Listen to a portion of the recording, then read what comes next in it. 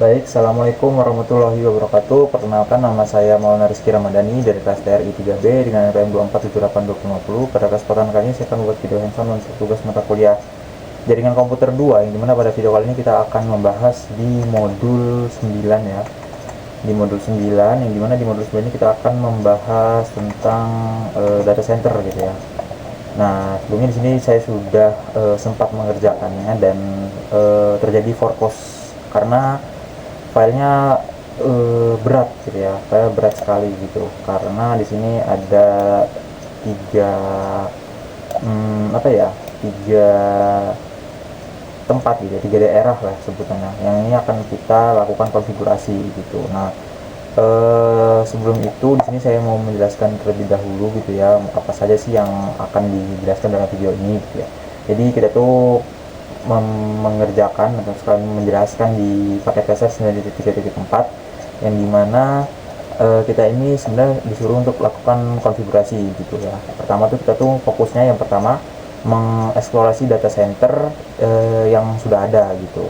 Lalu kita tuh akan bikin rencana ya, bikin rencana untuk memperluas area data center yang sudah ada gitu. Lalu yang ketiga itu adalah mengimplementasi perluasan di paket tracer itu sendiri ya, dalam mode fisikal. Ini kan dalam mode fisikal ya, bukan mode ini, mode yang biasa itu. Lalu mulai itu kita nambah seperti rack, server, lalu switch, sampai konfigurasi redundansi agar tidak terjadi penumpukan jaringan di satu jaringan saja gitu ya. Makanya kayak sebutnya Ether channel, lalu ACP dan HSRP gitu. Nah, di sini itu tuh ada tiga ya, kayak ada sheet, lalu ada macam-macam. Di sini ada data centernya. Nah, kalau kita buka lagi nih memang agak berat sekali gitu ya. Nah, seperti inilah kurang lebih untuk contohnya gitu ya. Lalu kita itu yang kedua ya, kita tuh part pertama tuh kita akan mengeksplorasi karakteristik data center gitu. Nah, yang part pertama ini kita akan eksplorasi dulu nih, di topologi ini tuh sudah ada apa aja. Di sini udah ada kayak branch office ya. Kalau kita kembali lagi di sini, oke, sini kita kembali lagi. Nah, di sini ya, memang agak berat sekali. Di sini ada branch office, lalu ada yang terhubung ke dua data center, atau Toronto DC1 data center 1 dan Seattle DC2 yang tadi kita buka gitu ya. Nah, itu koneksinya dibuat redundancy fiber link. Jadi kayak kalau satu jalur itu putus, masih ada jalur lain seperti kayak cadangan gitu ya.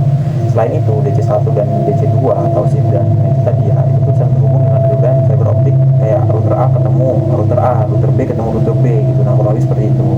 Nah, redundancy logis dan branch office ini tuh selain redundancy sih, jadi branch office dan redundancy secara logis itu pakai floating static route gitu. Intinya tuh ada static route utama, lalu static route cadangan dengan administratif distance lebih besar kalau jalur utama down, atau route cadangan itu baru aktif gitu. Jadi setelah jalur cadangannya itu memang dibutuhkan, dia memang akan aktif gitu, tapi jalur utama tetap dilakukan untuk sebagai apa ya, sebagai yang utama pada topologi ini gitu. Lalu di part 1 di step selanjutnya, di sini kita akan belajar di naming, address, dan convention gitu.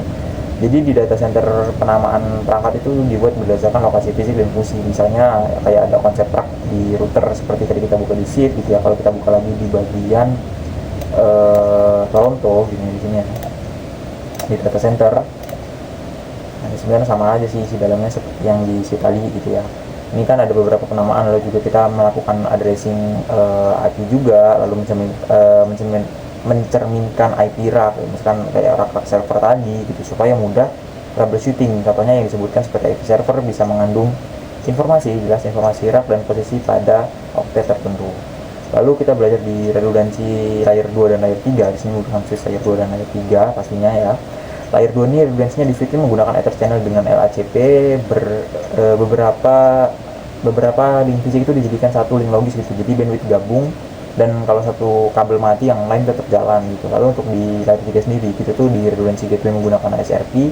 Contohnya itu SRP menjadi host ya, atau server memakai virtual IP sebagai default gateway. Jadi kalau router itu aktif atau mati, route itu tetap standby lalu untuk mengambil alih gitu. Lalu di part 2 nya sini kita tuh belajar untuk melakukan ekspansi gitu ya. Nah, di step 2 ini kita melakukan ekspansi untuk rencana tambahan untuk rak 5 gitu. Sekarang part 2 kita diminta untuk merencanakan penambahan satu rak baru di DC1 ya, Toronto, dari Polarak yang sudah ada untuk konsisten kita butuh. Di sini kita menggunakan dua switch Cisco 2960 untuk rak 5, namanya itu DC1R5 gitu, switch A dengan DC1R5 di switch B gitu. Koneksinya ke master switch di rack 0 gitu ya, di rak 0 gitu. Lalu di part 3 ya seperti kita memasangkan kabel gitu, mengkoneksikan dari kita menggunakan kayak drag 2 switch ke arah kiri gitu, ke arah sini, lalu kita sambungkan kabel gitu. Nah, kurang lebih seperti itu. Lalu di step 3 dan 4 kita naming switch ya dan camping pattern. Di sini pastikan nama switch dan hostname itu sesuai standar, karena pakai tracer bisa nilai itu kalau kita tuh salah, nggak sesuai yang di display, nggak sesuai gitu. Lalu untuk tiap server di sini fast Ethernet 0 ya, server switch A mulai dari port fast Ethernet 0 fast Ethernet 013 sesuai polar rack gitu. Nah, di fast Ethernet di FA1 server gitu ya, di switch B. Lalu kita uplink dulu untuk dari rak 5 di switch A gitu, di fast Ethernet 01 menggunakan master switch A fast Ethernet 023. Lalu lanjut lagi di bagian konfigurasi LACP Ether channel dan verifikasi gitu ya.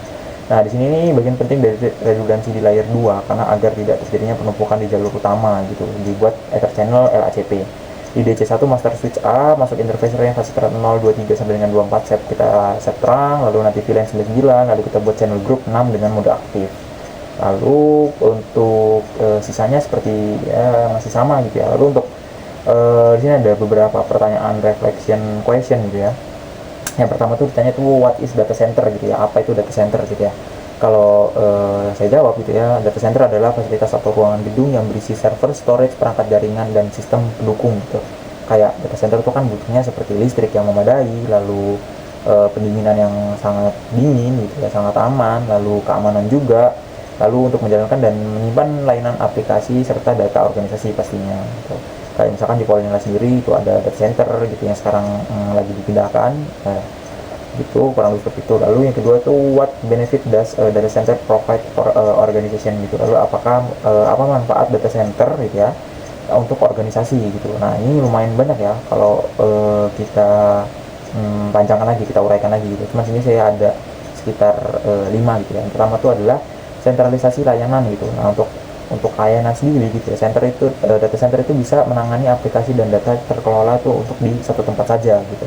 Lalu untuk kinerja dan skalabilitas gitu ya, pertama itu memudahkan user dan menambahkan kapasitas server dan storage gitu saat kebutuhan naik. Nah, jika teman-teman itu mengakses LMS Polinela, itu ada beberapa, mungkin ditarik ke beberapa server gitu, jadi nggak cuma satu server saja yang mengelola permintaan teman-teman, request teman-teman untuk melakukan login di tampilan LMS gitu.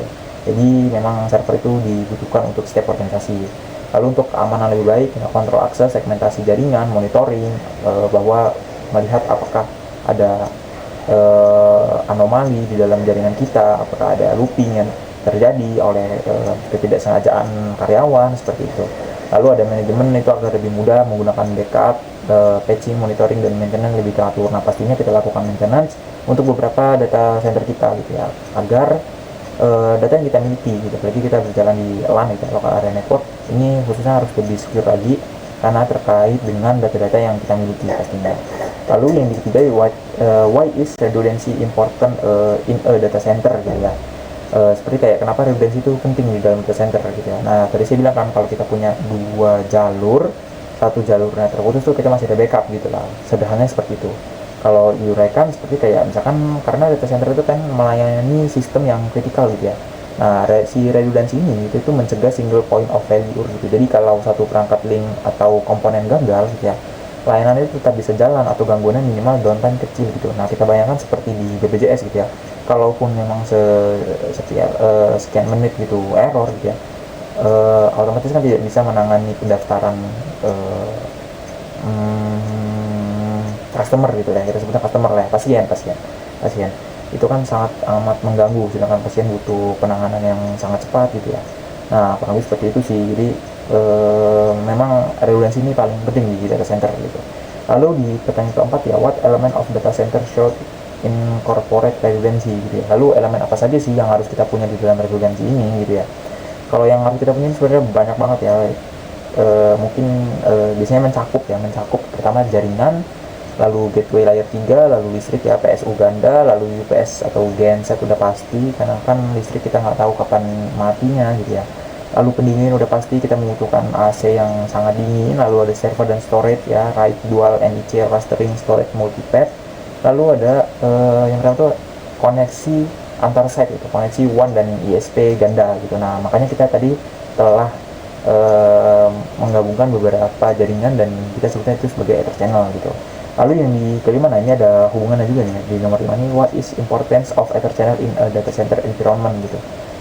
Intinya Ether channel di data centernya apa sih gitu ya. Ether channel itu menggabungkan beberapa link fisik menjadi satu link logis. Itu dampaknya yang pertama itu bandwidth pasti akan naik ya, kapasitas itu jelas gabungan, yang tadinya kita semua memakai satu, kita memakai dua menjadi satu gitu, jadi kita gabungkan aja gitu ya.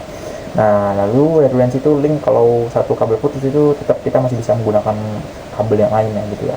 Lalu untuk stabil, untuk STP dan STP itu melihatnya sebagai satu jalur gitu, jadi lebih efisien dan tidak banyak link ke blok gitu. Nah jadi kurang lebih seperti itu sih untuk beberapa pertanyaan yang bisa kita jawab di reflection question gitu ya. Kalau untuk penutupnya di sini kesimpulannya, tugas ini tuh ngajarin cara kita berpikir data center secara rapi dan konsisten naming dan IP gitu. Dan kuat karena redundancy di layer 2 pakai Ether channel LHCP, di layer 3 pakai HSRP, dan ekspansi dilakukan dengan pola yang sama supaya mudah di manage dan scalable gitu pastinya. Oke, mungkin kurang lebih seperti itu untuk pembahasan pada video kali ini. Kurang lebihnya mohon maaf apabila saya ada salah kata. Saya akhiri, assalamualaikum warahmatullahi wabarakatuh.